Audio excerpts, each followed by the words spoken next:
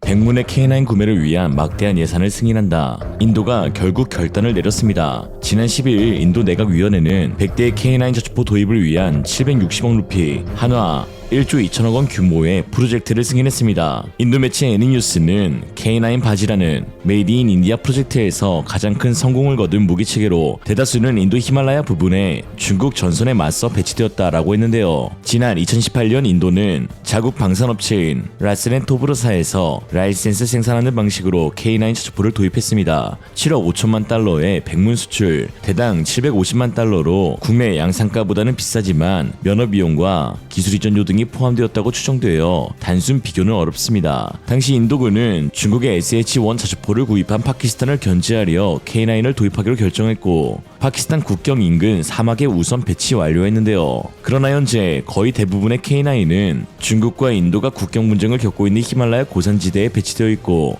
실제로 이를 위해 인도군은 3개월에 걸친 고산 적응 테스트를 실시했는데 이러한 요구에 100% 충족했던 K9은 그 뒤로 즉각 투입된 것이죠. 중국과 인도의 국경 분쟁은 100년 전 영국이 설정한 해발 4,000m의 국경선 100만원 라인이 발단이 되었는데요.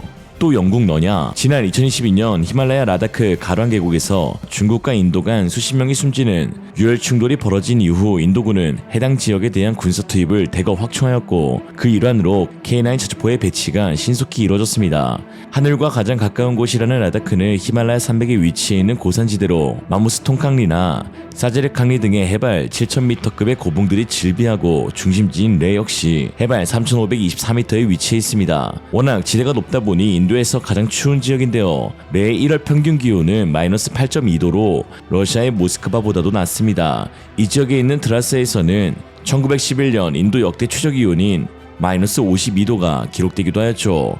K9 저주포는 산악은 물론이고 평원, 정글, 설원, 사막에 이르기까지 기후에 관계없이 작동성이 보장되는데 이런 전천후 능력 덕분에 수출 시에도 큰 어려움이 없습니다. 또한 한국 강소기업들이 생산하는 부품 장비의 우수한 신뢰성으로 결함이 발생하지 않아 높은 가동률을 유지할 수가 있죠. 이에 K9 저주포의 해외 수출을 보면 선구매 이후 대규모 추가 구매로 이어지는 경우가 상당히 많은데요. 이번 인도뿐만 아니라 핀란드 역시 2017년 계약에 포함된 최대 옵션분을 모두 행사하면서 선구매 도입 수량과 동일한 48대를 추가로 구매하기로 했습니다. 눈으로 뒤덮인 핀란드의 설원에서도 K9 저주포는 어떠한 문제없이 핀란드 육군 포병들에 의해 극찬을 받으며 추가 도입이 이루어진 것이죠. 이번 인도의 100대 추가 구매 계약이 이루어질 수 있었던 가장 주된 이유는 바로 K9이 지닌 고각 등판 능력 덕분이었습니다. K9 저주포 검사원 25년 경력의 베테랑인 이종현 기감은 가장 기억에 남는 에피소드를 인도 현지 테스트에서 모래 폭풍이 치는 사막 내 고각으로 만든 언덕을 통과하는 시험이 있었고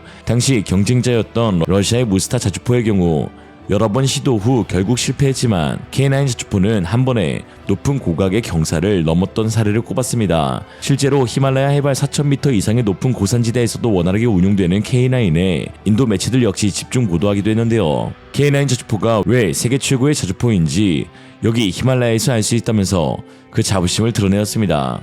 When India and China standoff has continued more than 1.5 years, India has deployed its latest and one of the most advanced artillery guns, K9 Vajra howitzer guns. They have been deployed in the eastern Ladakh in the height of approximately 10 to 12,000 feet. What is more important that this is the latest and one of the advanced artillery guns in the world. You can see these artillery guns can strike approximately 50 kilometers targets. They can achieve 50 kilometers of targets, and most important point is that India has deployed one full regiment of these howitzer or you can say K9 Vajra artillery guns in the forwardmost location in the eastern Ladakh area.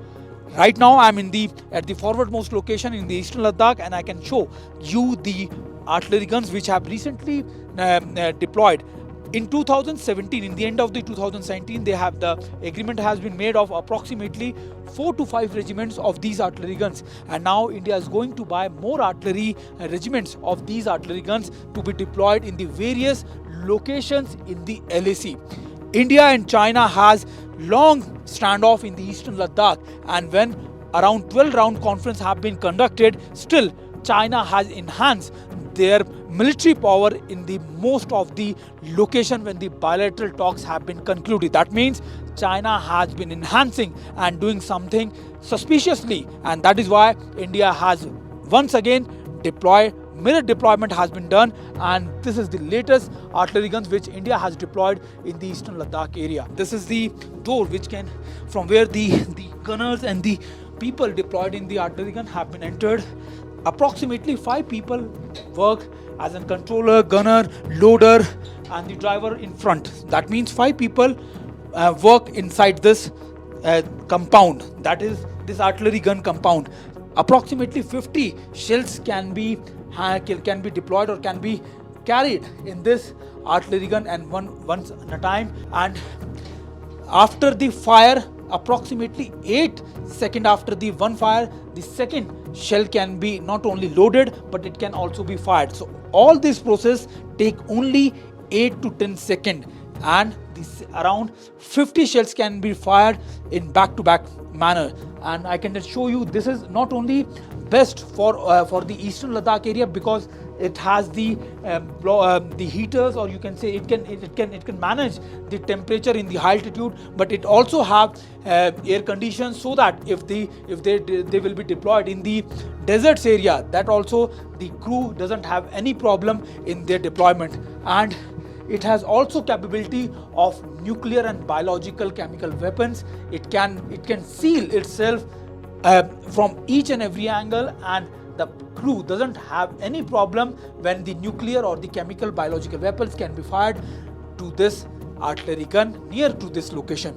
That means this has all the advanced capabilities which help India not only in the eastern Ladakh in right now scenario, but also in the future warfare. One of India's newest big guns, seen here in the tense eastern Ladakh standoff zone. For over a year or so, these tracked 155mm artillery guns have proven their mettle. This is the K9 Vajra T, built by Indian private sector giant Larsen & Toubro, far away in Hazira, Gujarat. But so impressed is the Indian Army with these guns and their ability to adapt from hot desert conditions to the icy altitudes of Ladakh, that the Indian Army is all set to repeat its order for 100 more of these. The Larsen & Toubro factory that builds these monster weapons does so under license from a Korean company. But the K9 Vajra is now increasingly indigenous with very little outside help. Prime Minister Modi, who hails from Gujarat, put a personal stamp on the K9 when he rode in one during a ceremony. The factory has delivered the first order of 100 guns to the Indian Army, and the production line is still warm and buzzing. Therefore, the second order for 100 more guns will be delivered at a much faster rate. The Army's experience with the gun has been valuable to the makers, deploying it beyond its intended terrain from the deserts of Rajasthan to the freezing heights of Ladakh.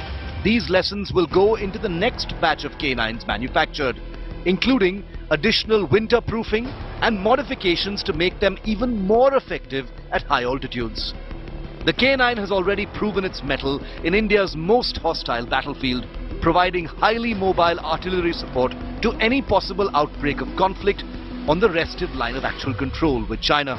A repeat order for made-in-India equipment means industry gets to think bigger, boosts investment in indigenous weaponry, and moves the country much closer to that elusive ideal of self-reliance in defense. 무기 체계가 첨단으로 개량될수록 불량률을 낮춰 품질을 개선하는 일은 막중합니다. 반도체에서도 수율이 중요하듯 첨단 무기 산업에서의 높은 가동률과 품질 신뢰성은 무기의 재원상 성능보다 훨씬 더 중요한 요소로 꼽히는데요. K9의 안전성에서 비롯된 사막부터 설원까지 다양한 작전 환경 운용 능력은 K9이 다수의 국가에 수출되어 세계 점유율 1위 자주포라는 타이틀을 얻게 해주었죠. 하나디펜스 공정품질팀과 국방기술품질원의 협력으로 K9은 해외에서도 국내와 같은 수준의 가동률을 보장해주고 있는데, 노르웨이 수출 당시 시제장비 개발 과정을 토의하는 PRM에 참여해달라는 요청을 받고 적극적으로 임한 결과 노르웨이 현지 상황에 맞게 개발된 장비의 품질 문제를 초도 양산 과정에서 집중적으로 관리할 수 있었다고 하였습니다. 이런 상황 가운데 인도와 대치 중인 중국에서는 어떻게 해서든 K9 자주포의 위상을 깎아내리려는 시도를 하고 있는데요.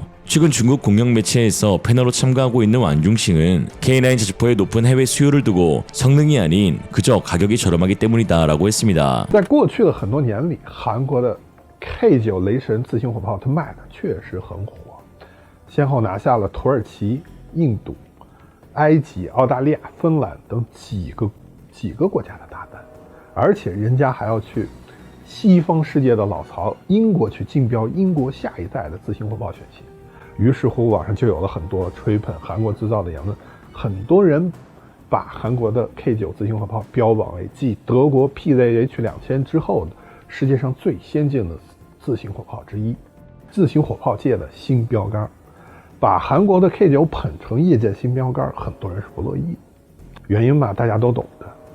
不过虽然说大家不乐意归不乐意，不愿意接受这个事实，但是韩国的 K9 卖得很火，它也是一个事实。今天我就给大家分析分析，为什么韩国的 K9 能卖得这么火。在过去，美国以及西方的几个强国长期占据了国际军火市场上的大头，他们一方面垄断着先进技术，把先进武器卖得跟黄金一样贵，另一方面又长期的以国防援助的形式去搞过剩产品的半买半送，去抢占市场份额。然而冷战结束了，各国的防务需求它都没有以前那么大了，而且他们的经济情况也没有那么多余钱去发展军事了，所以就是除了德国的 PZH2000 和法国的凯撒之外，其他西方强国基本上连基本的52倍加榴炮，牵引型的52倍加榴炮它都没有换，更别提什么先进的自行加榴炮。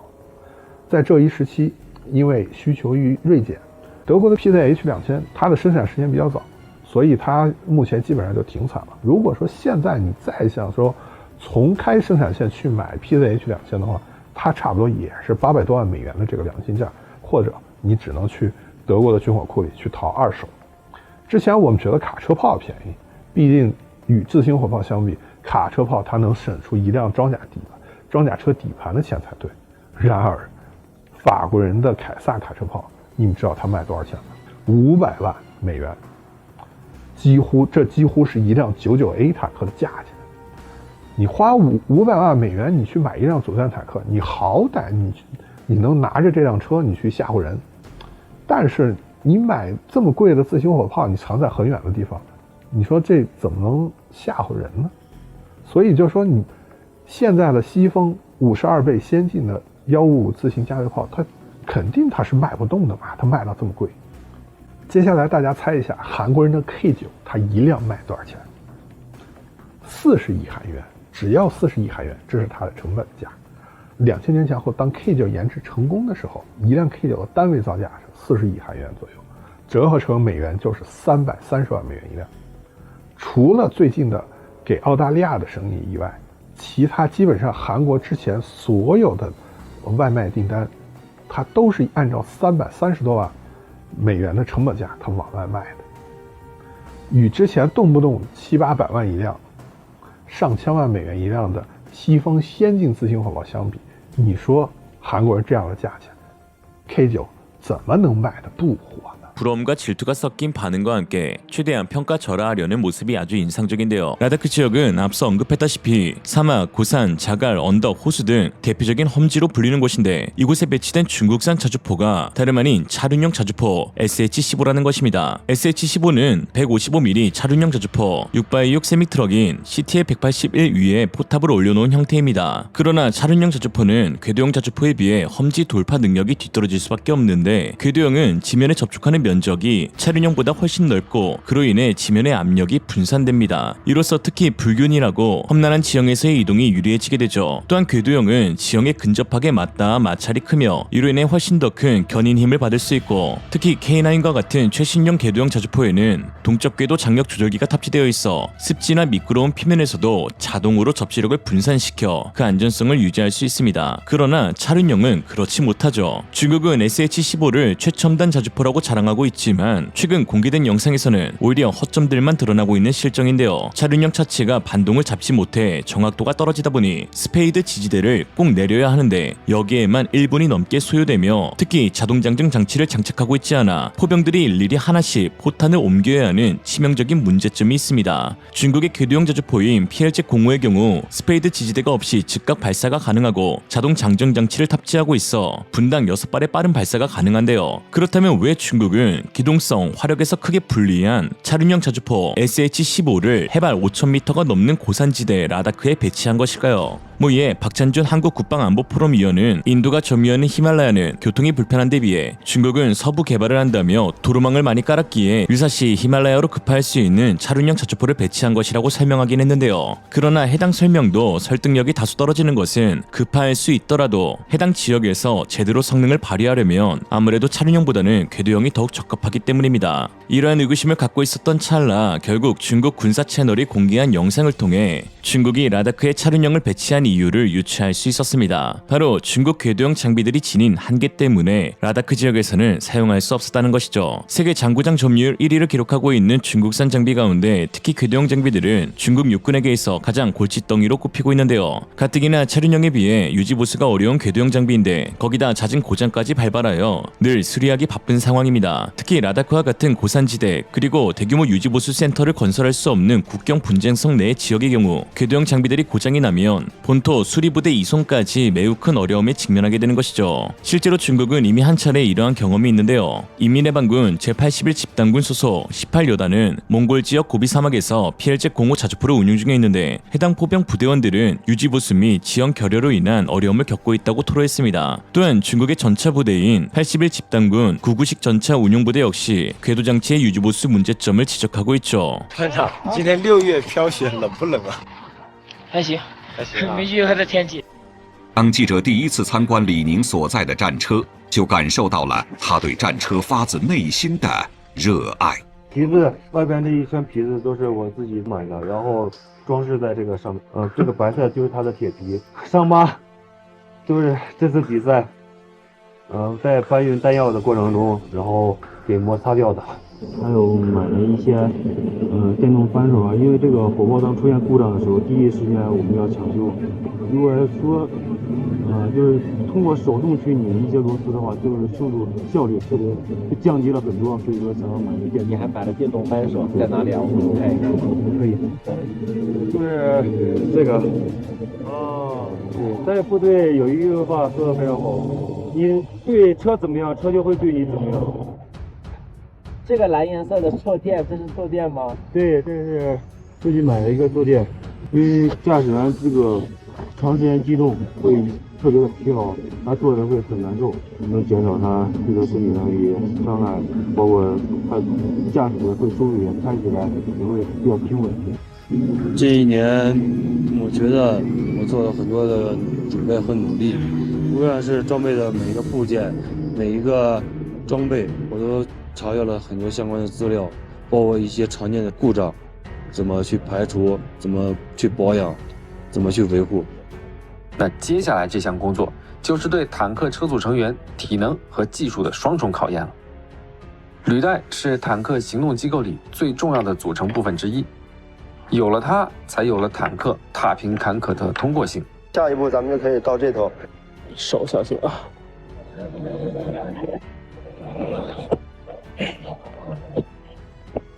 就这样一个个松开固定履带的螺栓，我感觉每一个都需要用力到眼冒金星才能拧动。有时候甚至还拧不动。你正常要是换一片履带片的话，大概多少时间？大概3个人的话是30分钟左右吧。30分钟左右是吧？它这里面就是装的时间会多一点吗？还是？这个是拆的时间多一点，拆的时间多一点啊。这个扶着点下边就往起推一点。哦，这样就扶住了，拖着一点，紧住就可以了。好，这样就可以了是吧？哇！来看一下，这就是我们刚才费半天劲拆下来的一片这个履带板。因为在土地训练场里跑过，履带上就会嵌进去大量的泥土。要在维护工作中去掉这些泥土，一个有效的办法就是摔。举到头顶一块，然后往地上摔，一般摔是摔不坏的。您可以到这边空旷的场地上面可以试一下。我先轻点吧。对，对，它这个土一震就掉了。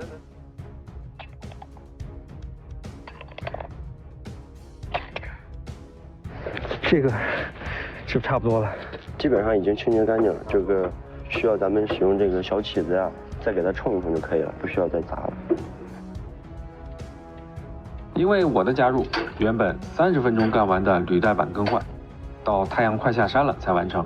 한 번 맛보면 또 찾게 되는 중독적인 매운맛 K9. 노르웨이의 깊은 숲속, 폴란드의 눈 덮인 설원, 인도의 험준한 산악지대, 이집트의 끝없는 사막, 그리고 폴란드의 광활한 늪지대까지 세계 어디에서든 강력한 성능을 발휘하는 전천후 저주포 K9. 이것이 대한민국 기술력의 위험이자 우리 국방의 자부심입니다. 오늘의 한 줄 평. 이제 자금성도 진출해보자. 물론 포격으로. 이상으로 리얼리즘이었습니다. 여러분의 생각은 어떠신가요? 현명하고 지혜로운 여러분의 의견을 지금 댓글에 남겨주세요. 감사합니다.